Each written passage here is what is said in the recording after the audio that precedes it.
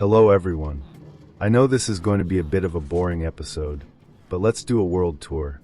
I have done a quick cut version and several shorts about what my base looks like, but I thought it would be nice to show off my world one more time. The bottom seems like the best place to start. As some of you will notice, I do like to play with hitboxes showing. I like it because it helps me find dropped items in the sea of nothing that most of my world is. Here at the bottom of my base, we're going to see some old and semi-abandoned builds.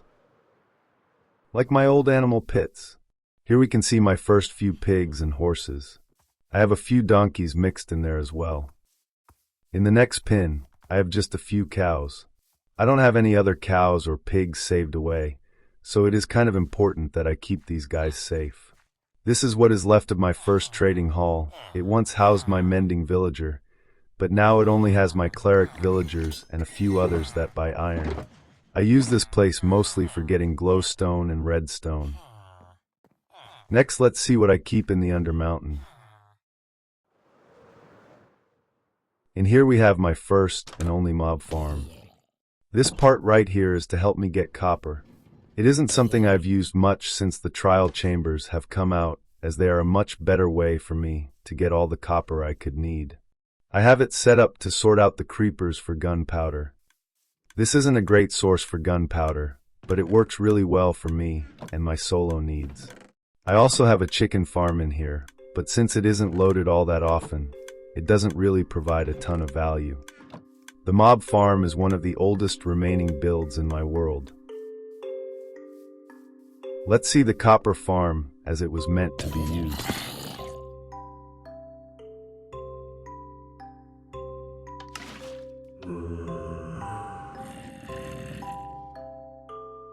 As you can see, the slime block saves the zombies from fall damage, killing them, then we convert them with the water bucket. Let me just clear this out, and we will continue with the tour.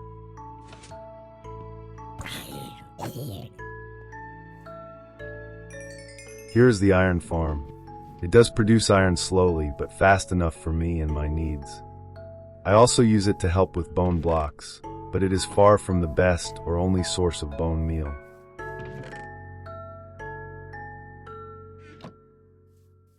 The iron farm design is one my wife made years ago, and I have used it ever since.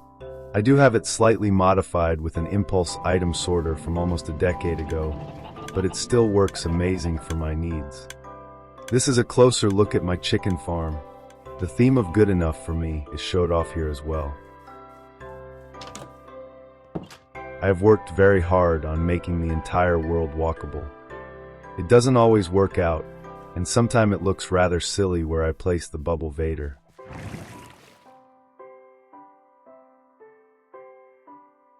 This is the top of the mountain that I had originally planned to build on. I liked the idea of building around the end portal. As you will see, that plan changed with the upper platform. The end portal design was something I found on Pinterest. I fell for the look and decided to put it in my world. I will be adding in a large cave system down here to add some lore and depth to the world. The diamond blocks are by far the most expensive part of the Eye of Ender design. I need to test to see the best ways to get down from the upper parts of the base to down here without risk of fall damage. I am thinking of a tunnel system going about here, but I'm still not fully committed. This area of my base is loaded much more consistently than the lower parts. Because of that fact, I've put my pale moss and bone meal farms. You will see so many hoppers, the lag doesn't feel too terrible, but I know it will add up if I'm not careful on just how extensive I made the hopper chains. Ice block water flows would be better as a whole, but ice blocks aren't very quick or easy to get here. These farms, as with every farm I have, isn't the best or most efficient farm out there. These two specifically break on these cobblestone blocks. Let's take a quick look through the nether portal and see my local nether area. The first thing to note in the nether is the fact that it isn't walkable. It is on my list of things to fix, but pretty far down the list as I can fly as much as I want without issues. It is also pretty obvious that I've been doing a lot of spawn proofing. The reason for that will become clear when we get to the next point of interest. The way I'm doing the spawn proofing is, simply put, one stack at a time. This is my humble but semi-functional wither skeleton farm. It is slow, but as you will be able to see later, plenty for my beacon needs at the moment. This way we will find my bartering hall. I don't have much need for their drops, and as such haven't put much effort into making it very big. It took about 3 hours to get these 5 guys into place and named. The majority of the time, I try to keep away from item frames as they can cause a lot of lag if used too much. Using blocks helps keep everything organized at a glance while still reducing lag. As you can see, I haven't been bartering too much recently. But it seems I have a dried gas that I forgot about. I do try to keep the potion bottles when I can. While I can make them by trading with librarian villagers for glass and turning that into bottles. If I'm going to get a few free from bartering, it seems like a better use of time and resources to do that. Let's visit the other thing I've carved out and made use of in the Nether Fortress.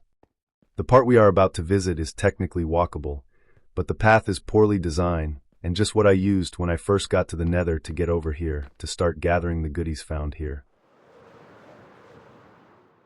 This is a simple blaze farm.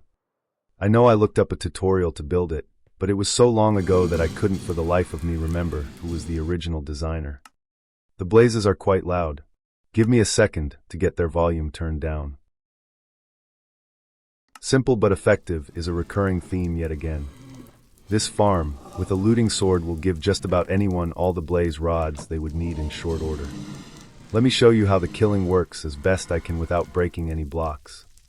As you can see, my pro Minecraft gaming skills are going to be on full display in this video. The lava will funnel the blazes into this chamber, and then it becomes a clicking simulator to kill them. Hoppers do the rest from there. There is just one more real place of note in this section of my nether. Let me show you the entrance to my ancient debris mine. In a previous video you got to see me actually mining some up, but we aren't going to do that full mine tour today. Maybe a full tour while I just ramble in the background when I get an actual mic is in our future, but it is not this day. Back in the overworld, I can show off my designs to keep the world as walkable as possible. But with it being night, we are going to rush to bed as quick as my wings will carry me. I'll explain what all these buildings are in the morning.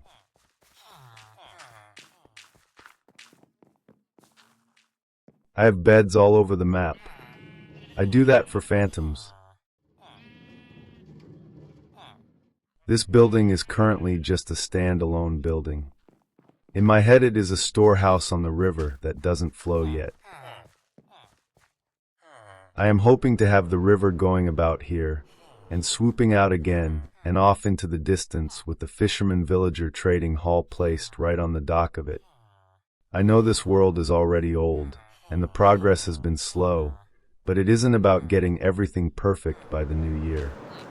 This whole world is about getting to enjoy the building and being able to look back at my older builds and see how far I've come. Inside the storehouse, we have all my color blocks. Wool, terracotta, and glazed terracotta are all going to be permanently stored here. This sorting system is an impulse design. It is compact and easy to build for me. If I were to build it today, I might have used copper golems, but I have become so fond of this simple design that I can't be sure I would change it. Here is where the sheep are kept to fill my storage. It is set up in such a way that I don't even have to begin to think about upkeep for so long that my world might even be finished before it needs maintenance.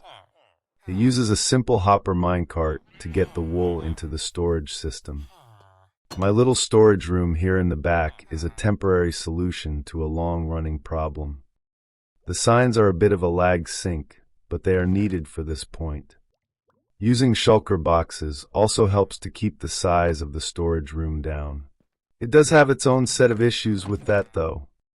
As you can see with the nether rack boxes, I just can't bring myself to destroy any non-renewable block, no matter how common it is. Out in the main room again, we will see these wall signs. While there may be an easier way to keep track of these things, I like the look of the signs to keep in front of my eyes. This side is all about the big, long-term projects that I need to do to help my world grow. This biggest one is I need to start designing the look of the farming district. Yes, design. Not even build it yet. I still don't know what I want it to look like as a whole. On this side is a shopping list of items that I either am always in need of or that I am running low on. This list is much more small-term projects. Just something I can do if I have 20 or 30 minutes to play on any given day. Back here is my quick and dirty auto composter set up and temporary bee farm. This doesn't do much or see much use these days, but every bone meal can be useful. Since I don't have a high demand for wax or honey blocks, I put the farm in a commonly loaded area and kept it small to just quietly load up on those very uncommon items. I say uncommon as they aren't things I have much use for at this time. I think the future site of the farming district would be the perfect next thing to show off. The barn and silo are both builds that I am proud of. The barn has been built since I start this series, but the silo predates the series by about a month or so. In case it hasn't been obvious, I like to hide my auto farms in storage when they are in their permanent homes. In the storage room down here is where I keep my carrots, potatoes, wheat, beets, and anything else that falls through like seeds go in here. My wife helped with the design of the farms. This wall has enough storage to not worry about checking it every day. Also down here is the place I store all my pumpkins and melons. The pumpkin and melons are the primary source of the emeralds I use for everything in my world. These storage also have an overflow protection of turning the extra crops into bone blocks for easy storage and use on later things. The crop farms are hidden in the barn here. The back wall of the barn does look a bit weird. I wanted to use the new shelf block, but I'm not sure I'm going to keep it as is, or if I'm going to change it up later. Under this area is where the crop farms are. They are too tall and too wide. A simple villager crop farm with allays to help get everything to the hoppers. I'm sure you can see in my subtitles that there is a note block constantly playing. The melon and pumpkin farms are hidden in the silo. The farmer villagers are also in the silo. The design of these two buildings means that while I'm trading with the villagers to get rid of my crops and gather enough emeralds to build a palace of glass, the crops are constantly growing and replacing what I just traded off. These villagers are the single most important villagers in my entire world. They are my biggest source of food and emeralds, so I can get the terracotta and enchanted books I need for my other projects. Back towards the center of my build, we will see something that means the world to me. This diamond block is where my wife logs off every time. Diamonds are by far the hardest of all the minerals to get, and blocks are even harder to get. So I've used one to mark the most important thing in my world. This is the main library for my world. There will be a mountain growing up behind it slowly, but surely as my world ages. I want there to be a massive volcano mountain towering over everything in this world. And the library wants to study its mystical properties, as well as record everything that is going on in the world. This building is not only the centerpiece of the world, but it is also the first building I had any idea for. I know exactly what I want it to look like in the end, and I want to fill every bookshelf with handwritten books. Maybe I'll make up some stories, and maybe I'll just type out some of my favorite books to put on the shelves. This is a map of my world. I'm going to keep records of each map of my world made about February of every year. I will keep the most recent one on the wall here, and the rest will stored in a chest in the library, or maybe the cartographer district. Still deciding. I like the idea of hidden passages, and I figured the best place for that is in a library. so I have hidden the librarian villagers in the walls. If I were to do it again, I wouldn't have organized them the way I have. And of course there is more enchantments since I built this. I will need to add them soon enough. I have my cursed villagers and the rest were put in alphabetical order for every enchantment at the time of the build, with enough room at the top for a few more to be added when new enchantments are added. The issue I have with the way I set it up is the alphabet starts on the bottom floor and works its way around then up to the next floor. It can take me a while to find the enchantments in the middle of the list. Of course there is the added issues of the new enchantments not being in the proper alphabetical order, so I might just pull them all out and redo the whole thing. It will be about 2 to 4 hours to do it all, but I think the end results will be very worthwhile. On this side is a very poor excuse of a sugarcane farm. I need to get back into the noodles of this and actually get it working at full capacity. This is an original design, and that would explain why it looks so rough and doesn't really work all that great. As you may have guessed, it is a low priority to get done as there is still some sugar cane coming through, and it is typically enough to meet my needs.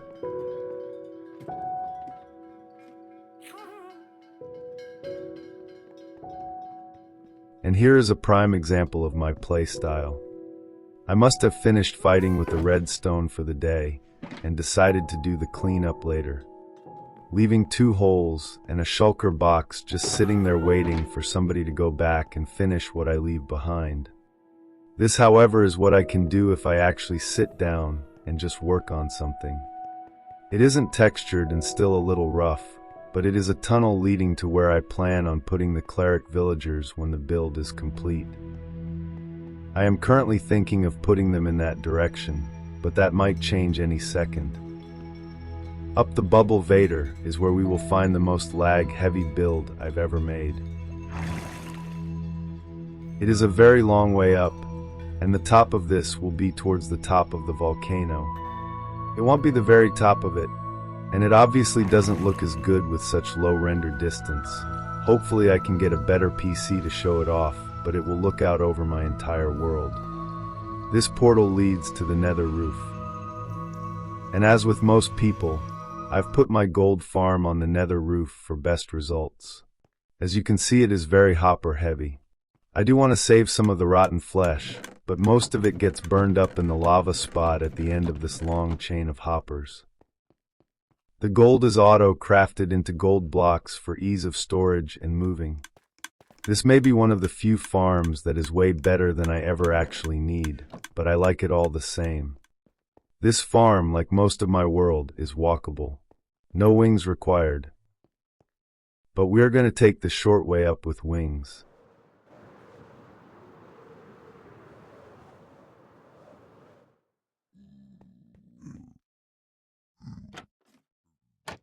This farm works on a very simple idea. Zombie piglins don't like it when you hit them. They complain loud enough for everyone to hear you, and they all come rushing towards you when you do hit them. There is usually one within sword strike distant when you get up here, and can easily start the farm without worry. But it seems like the new spears may be causing some issues with the current design of the farm. I may have to rework a part or two of this farm to ensure it can be properly run without fear of death.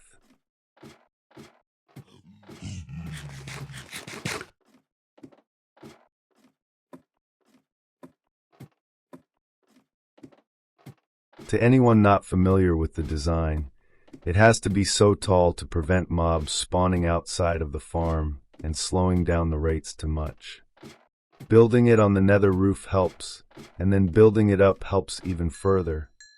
The biggest downside to the gravity farm design I use is that it no longer gives you experience when they die and you weren't directly involved in damaging them. Let's head back through to the overworld so I can show you my final section of the base.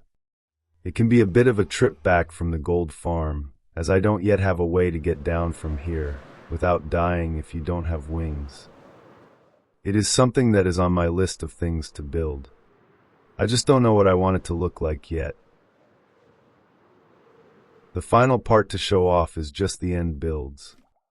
On the bright side, I get to show off my end portal design again.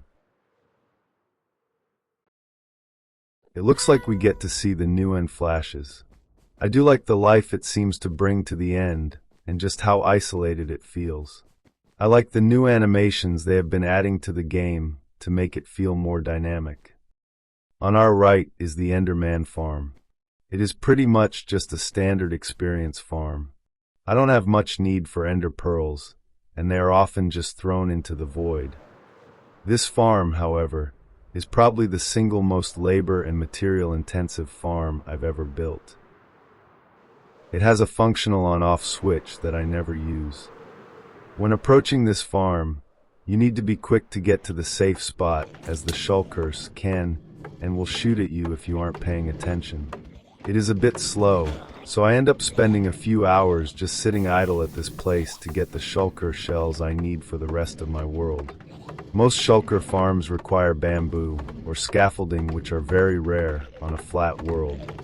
As such, I had to dig deep in the designs of shulker farms to find one that works without it. They are typically not used due to their slow rates, but that is fine for a single-player world like mine. This is where I'm going to leave off for now. I have been working in as much spare time as I can to get some footage together to try to get an episode out. Due to the holidays, I have been very busy with the family, but wanted to get something out for everyone to enjoy. I hope everyone has a good day, and I can't wait to see you all in the next episode. Bye for now.